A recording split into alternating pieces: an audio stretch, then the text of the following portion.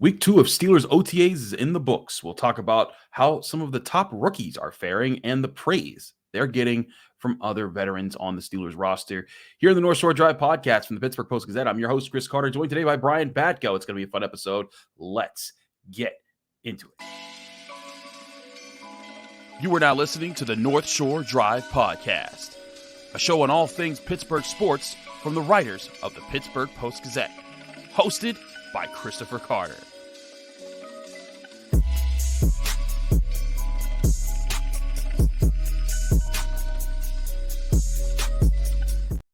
Hello and welcome to the North Shore Drive podcast. I'm your host, Chris Carter, here with Brian Batko, one of our esteemed Steelers beat writers here from the Pittsburgh Post-Gazette. You can get all of our content at post-gazette.com, covering all things here in Pittsburgh, but also you can find all our sports content on our podcast page or our YouTube page. Either way, you can find this North Shore Drive podcast there Monday, Wednesday, and Friday each and every week. We also have daily content that comes out, and if you're missing out on the Penguins' new president hire, we actually had our guys, Matt Vincil and Adam Bittner, chop that up on our podcast pages and our YouTube pages. So go check that out. That was actually uploaded early Friday morning before everything else. So definitely go check out that as they had some great talk about how the direction of the new Pens as they reshape their front office. But let's talk some Steelers here, Brian. And one of the things that I thought was interesting was a combination at the top of the offensive line. And one of the biggest talking points is how quickly will Broderick Jones take the left tackle position? And there was an acknowledgement from two different players. Dan Moore Jr. acknowledging he's playing a bit of right tackle now, and he's doing a little bit more of the swing tackle work. And Broderick Jones acknowledging that when that happens, he's the number one left tackle. And of course, that brings up the question, is he pushing his way in? Is he pushing his way into there? Now, Brian, I want to say we ain't seen nothing because there ain't no pads on. You know, this is not definitely that. The Steelers are going through walkthroughs at this point, and I think that Dan Moore Jr., they know that at some point they're going to want him to be a swing tackle, so they're getting him ready for that. But is there any sense of hope or semblance that you see that maybe that the Steelers, they legitimately have belief that Broderick Jones will be the starting left tackle, even maybe say, if not week 1, week 2 or 3 for the Pittsburgh Steelers? Yeah, I think so. And I've been in that boat all along, really, since they drafted him. Actually, you know, I think even before the draft, in one of my chats on the Post-Gazette website, somebody asked, hey, what's your best guess for the starting O-line next year? And this was probably in between, like in the middle of free agency, maybe a week or two before the draft. And I said, Chuks Okorafor, James Daniels, Mason Cole, Isaac Seumalo, and somebody who's not here yet. I never really thought that they were going to go into this season with Dan Moore running it back at that spot. I don't think it'd be the worst thing in the world, but I just had the feeling that they wanted to upgrade, and that proved to be true, drafting Broderick Jones. And certainly since that pick, not just taking him, but moving up to get him, I've been thinking that the Steelers are going to, really be tempted to roll him out there week 1 against the 49ers. And there are a lot of factors here, Chris, when you talk about just what this means from an OTA's perspective. Like you said, there's a long way to go between now and the start of training camp, let alone between now and the season opener. But, they are installing stuff right now. That is part of what's getting done this time of year. You're taking your, plays that you're working on in the walkthroughs, and you're trying to do them when you do get to the 11-on-11 stuff. And it's not irrelevant. But at the same time, Dan Moore's done so much at left tackle over the last 2 years. He doesn't need those reps. I think for Broderick Jones, any action's good action, whether it's second team or first team.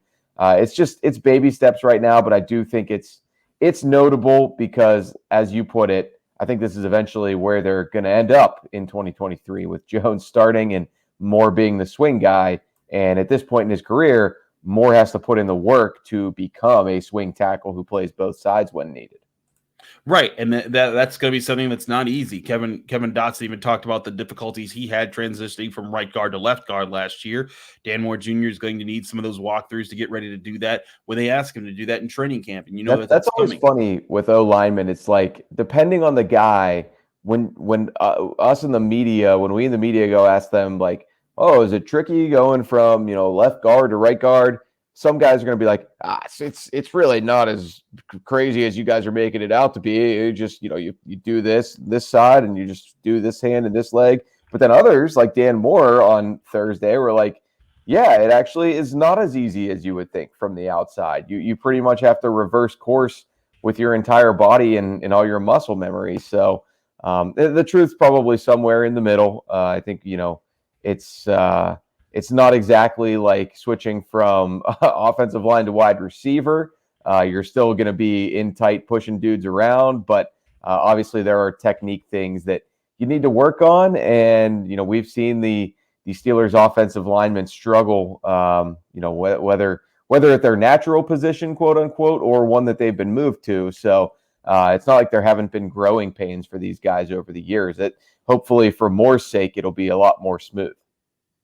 I feel you on that, and I think one of the big questions I think that's going to be really, really important moving forward, if the Steelers do go through with this plan and Broderick Jones does become that guy, I think that part of it has to be that he has to be able to sell that he cannot get Kenny Pickett killed from his blind side, because Dan Moore Jr., I think, at least can hold up his position. He's going to eventually get beat. He's going to lose some battles. There's going to be things that happen there. But he's at least on average, on your regular possession, he's at least going to be in position to be able to at least buy Kenny Pickett time and not just give up a free pass rusher. And Broderick Jones, not saying that he will do that, but you never know with rookies. And even with the highly drafted rookies, even with, top 5 picks, even sometimes, you just never know what guys are going to be. And, we talked about, when the schedule was released, the rush of pass rushers he's going to have to face in the opening parts of the season.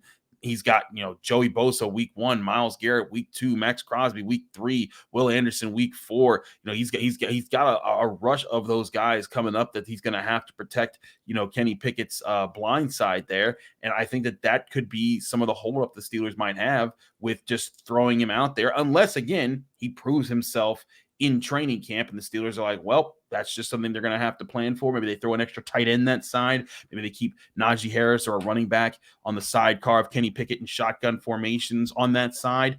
But I think it's something that they're definitely at least going to consider. Yeah, the devil's advocate to that is, you've got to learn on the job eventually. Your first start's always going to be your first start. Your first snap's always going to be your first snap. So I think I get what you're saying, but there's also something to be said for continuity with an offensive line. And, the earlier you get those reps together, maybe the sooner you gel and coalesce into a unit that by the early part of the season is actually hitting on all cylinders and not warming up to it the way that group did a year ago. But, that's I think you kind of hit on something there, Chris. Like, yeah, it's important to remember as bullish as everybody was on the Jones pick, at least you and I, to name 2 people who talk and write about the Steelers for a living. And as good as it looks on paper, you never know. Players bust out every year in the NFL, even first rounders, even linemen, even top 15 picks.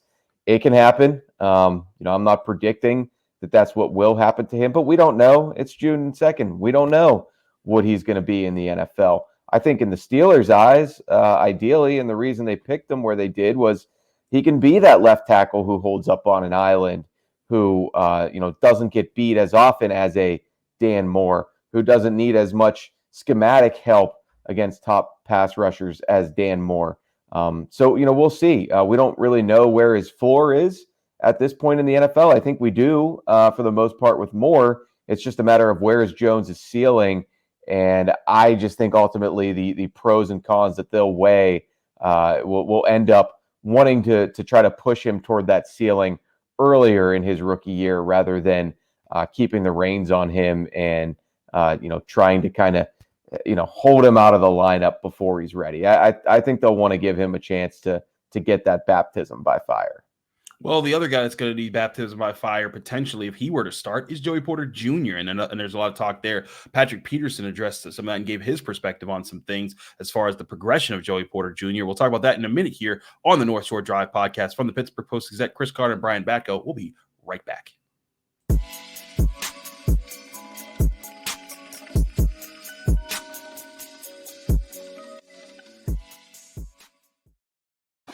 Back here on the North Shore Drive podcast, Chris Carter, Brian Batko, breaking things down from Steelers OTAs. We've been there for the first 2 weeks, and we've got to see Joey Porter Jr. running around. We got to see him, showing off his athleticism.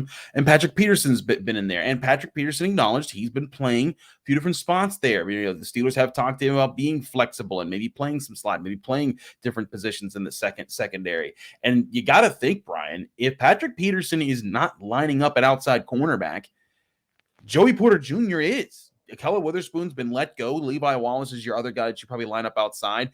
Joey Porter Jr. is right next on that depth chart that would be filling in at that position.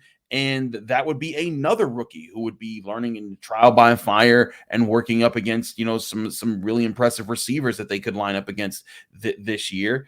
But Patrick Peterson said, hey, he's run with the first, Joey Porter Jr. has run with the first, second, and third teams. He thinks that he's on track to contribute a lot sooner rather than later in his rookie season. How do you see this playing out? We talked about the offensive line and learning that way, but you got two veterans in Peterson and Wallace, both who had 4 or more interceptions last year. Granted, Peterson with a different team, but still, is that maybe the Peterson hyping up the rookie a little bit too much, or do you think that there's smoke to that fire? I think there's smoke to that fire. I think it's too early to say how it's really going to shake out. And I mean, even once we get into the regular season, it's similar but also different than the Broderick Jones, Dan Moore discussion, because defensively you've got different packages. You don't necessarily have to play everybody 100% of the snaps. I mean, corners, at least with the Steelers, generally do. But certainly the offensive linemen, they're not coming out for the most part unless somebody gets hurt or gets benched. Whereas defensively, maybe you want 2 bigger guys on the outside for this series. Maybe you want Patrick Peterson to shadow a receiver for a series. Maybe you want to just stick him at left corner for a game because that's what's in that game plan. So I think those things can change a lot, and I'm just in wait and see mode on that trio of Peterson, Porter, Wallace, and the fourth guy that could potentially be in the mix that changes the equation a bit would be Chandon Sullivan as a kind of traditional slot corner. But I like the idea of putting Peterson in there, even though that's not really what he's been to this point in his career. I mean, just from talking to him, from his body type and his skill set, it seems like he has what it takes to at least be that quote-unquote cover nickel corner, which Cam Sutton was before he went to Detroit. Arthur Millette was more of the physical slot corner on early downs. Mike Hilton, the beauty of him was he could do both by the end of his Steelers tenure. So they're going to do it by committee, I think. I don't anticipate, at least not early in the season, that it'll be 100% snap share for Porter Jr., Wallace, and Peterson. But maybe by the end of the year, they figure out, hey, we have to get our best 11 guys out there. We probably need to get our best 5 defensive backs out there. We probably need to get our best 3 corners out there. And these seem to be the 3 who have the most talent, the most experience, the best combination to help you be a winning secondary. We talked a lot about Chandon Sullivan and maybe the slot cornerback position being a weakness that the Steelers could still work to address. Could it not be because they're going to rotate these guys in there a little bit more? Yeah, I mean, that could be the plan. And it's important to remember just the order of things this offseason, right? I mean, they lose Cam Sutton in free agency, early in free agency. I don't know if they necessarily expected that. Cam Sutton's on the record as saying he didn't expect to get paid the way the Lions paid him. So maybe the Steelers really didn't see that coming either and thought they'd be able to retain him. But either way, that goes down the way that it does. They quickly sort of reset and signed Patrick Peterson. So we're all kind of initially thinking, okay, he's going to be the outside guy. What'll they do on the inside? But then they can't turn their back on Joey Porter Jr. with the first pick of the second round. So now you have 3, at least default outside corners that are going to be hard to keep off the field. But obviously that calculus changes if any of those 3 are able to mix it up in the slot. And it sure seems like early on, Peterson is the one getting the longest look at doing that. And to me, that makes a lot of sense. I think Wallace would certainly be willing to do it. I think you're kind of limiting Porter Jr.'s best assets if you do that with him. So that to me is a non-starter, and he's got to learn, one position right now as a rookie.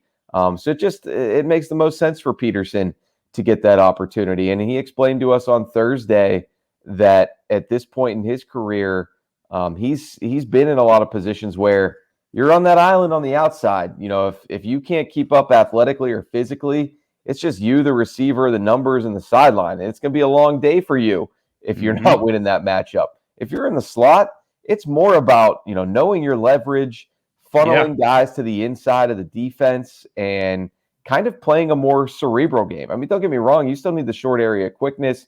You need the burst. You need the ball skills.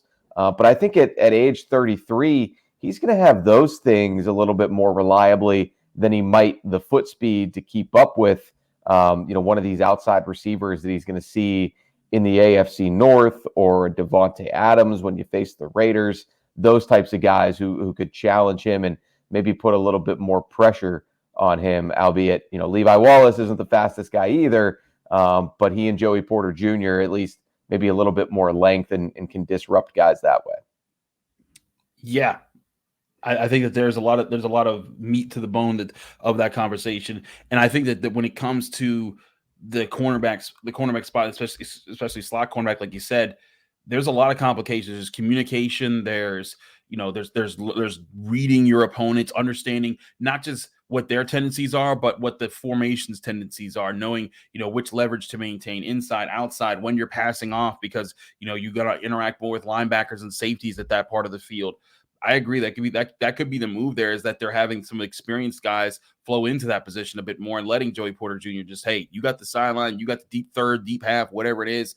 Yeah, that is your job. Stick to that. Don't get beat, and play your style of ball. I think that could be certainly a question there. And I think there's the potential that let's say he does come in and play well at the cornerback position at the outside. And it doesn't mean he doesn't have to be a Pro Bowl guy. He doesn't have to have 4 or 5 interceptions, but if he's just keeping his side clean, he gives up maybe 1 or 2 touchdowns on the year, and he's not, he's not a guy that teams can target every game. And I think, and as long as the pass rush is getting there, this could be a puzzle piece to the Steelers equation that they're trying to create this year, as far as a secondary that doesn't give guys open right away, so that they allow time for their pass rush to get home. And when their pass rush forces early passes, have guys that can make plays on the football.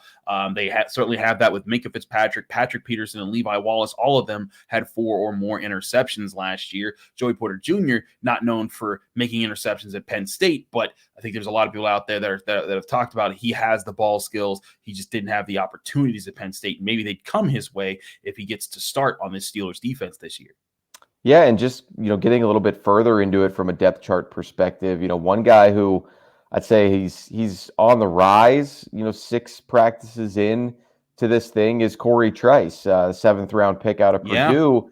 Another guy who, it doesn't sound like he's getting the kind of, bump up the varsity this early in his career as Joey Porter Jr. is, but at whatever, people are talking about it in a positive way. Yeah, I was going to say, whatever string unit level they are using him on at this point defensively, he's making plays. He was kind of the talk of practice on Thursday, and, I never put too much weight or emphasis into what's going on in the spring.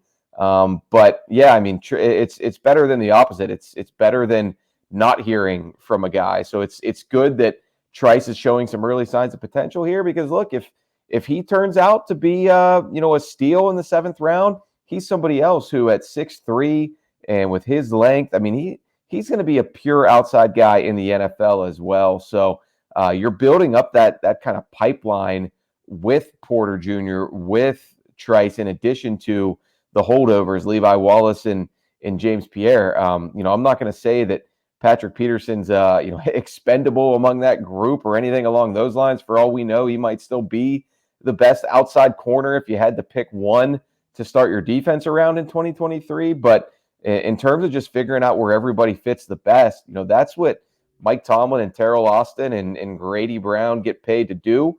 And it's really good for Peterson in the early days of his tenure here. Not just that he's here for OTAs, which I didn't really know what to expect from him in that regard, as a guy who's 13 years in and has nothing to prove to anybody and is already headed to Canton, but he's here for these voluntary sessions, and it makes sense if they told him, hey, we're going to probably tweak some things, move you around, see where you can help us the most. And it doesn't sound at all like he's a guy coming in here saying, I'm an outside corner, figure out the other stuff. I'll be right here. This is my spot. I feel you. But there could be interesting equations that get locked into here. If we're talking about, not this time next year, but if in a few months' time, we're talking about Broderick Jones and Joey Porter Jr. being legit contributors to the Steelers as rookies, and what that might do for this roster as it stands now. I want to talk to Brian. I think we will be. They're the 14th and 32nd pick. They probably should be. They probably should be. But not just if they're starters, but if they're very strong contributors, I think it could set up some interesting things for the Pittsburgh Steelers. We'll talk about that here on the North Shore Drive podcast from the Pittsburgh Post-Gazette. Chris Carter, Brian Batko, stick with us. We'll be right back.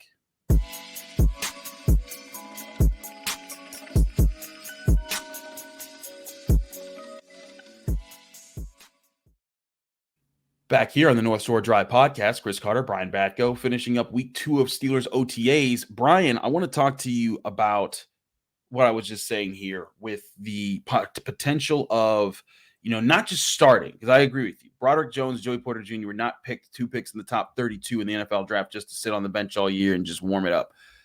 They were picked to be guys that were contributors this year. But here's my posit.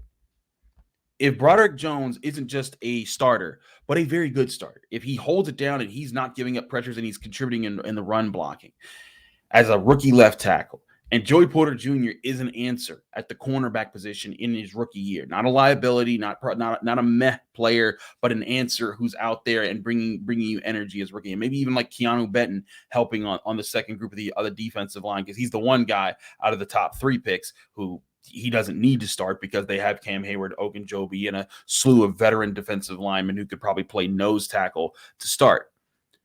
But if those 3 guys are able to contribute solidly where they are, I think it puts the Steelers in a very interesting position with the way that their roster is constructed, because these weren't just now picks. These were long-term picks. You need a young corner for the future. You needed a young offensive tackle to build the future of this offensive line off of. You needed a new face in the defensive line room for all the old heads that you got on the roster. These were all strategic picks. But if these guys are contributors now, I truly think, Brian, there's a chance for the Steelers to have some really special components to their team, because you still got TJ Watt and Alex Highsmith and Cam Hayward and Ogunjobi's back.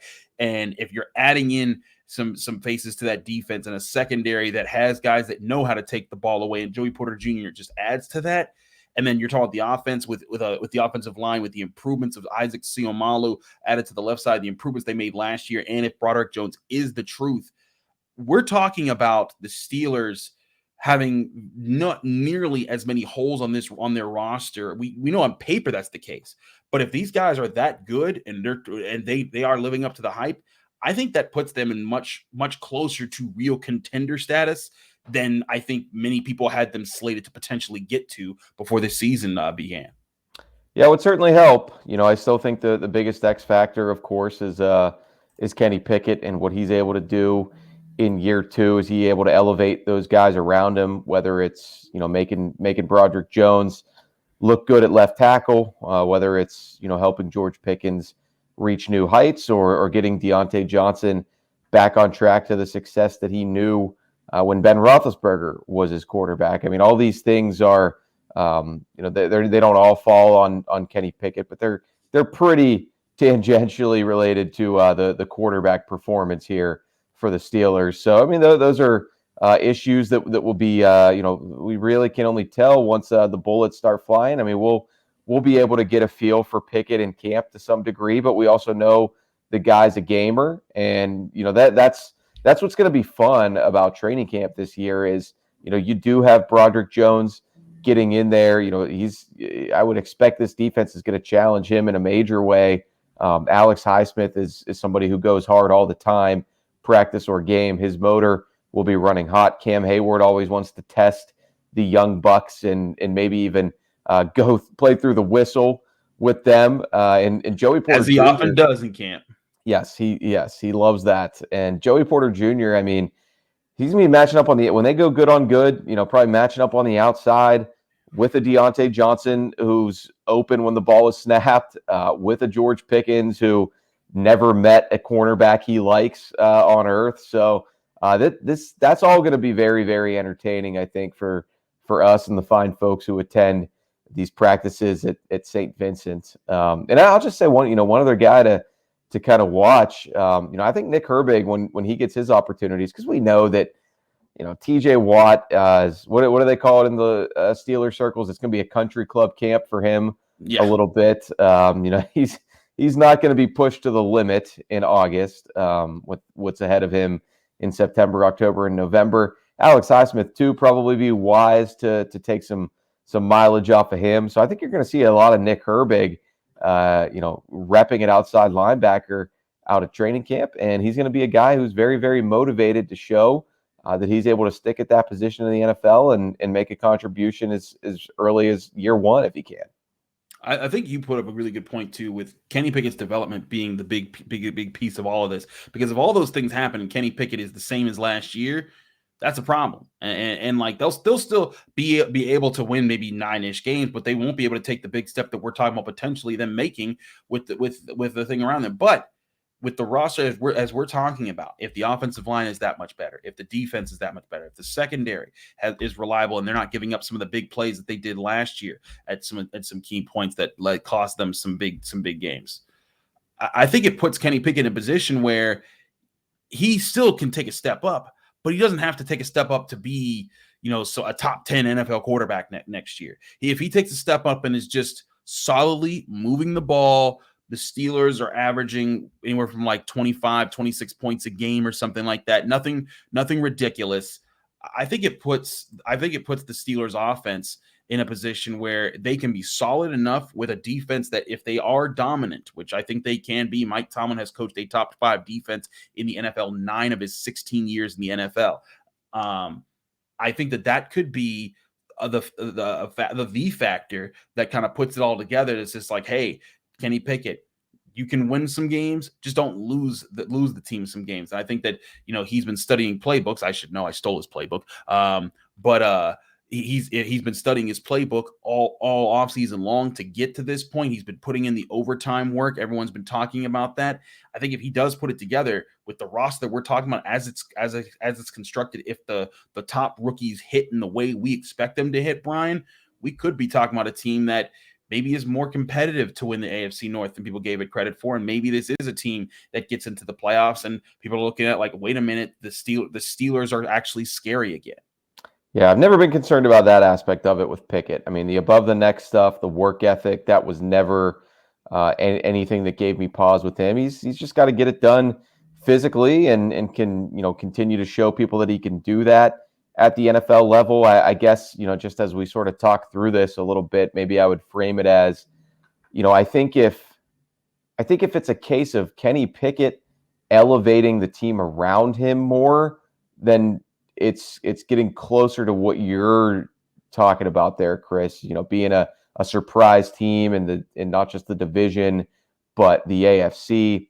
If it's a case of the guys around Pickett protecting him or bringing him up or covering for some of his shortcomings, that's when I think you look a lot like last year, because people forget, that run that they went on after the bye last year. Yeah, there was a lot of good from Kenny Pickett, but the rest of the team played damn good for most of those games. The O-line and the run game, and especially that defense. So that's just kind of the way, I guess. I think this season ends up being better for the Steelers if it's Pickett making guys around him better instead of the opposite of that, if that makes sense.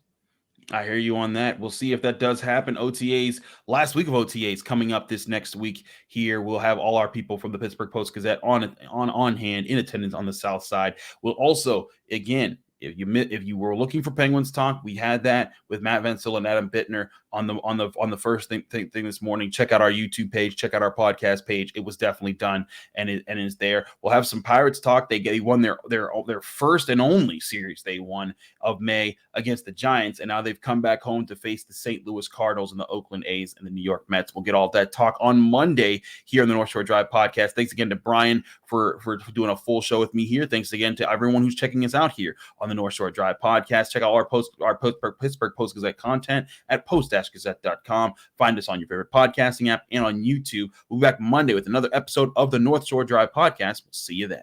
Thanks for tuning in to another episode of the North Shore Drive podcast of the Pittsburgh Post-Gazette. If you're watching this video on YouTube, please like the video and subscribe to our YouTube channel. For 6 months of digital access to post-gazette.com for just $6, click the link down below in the description.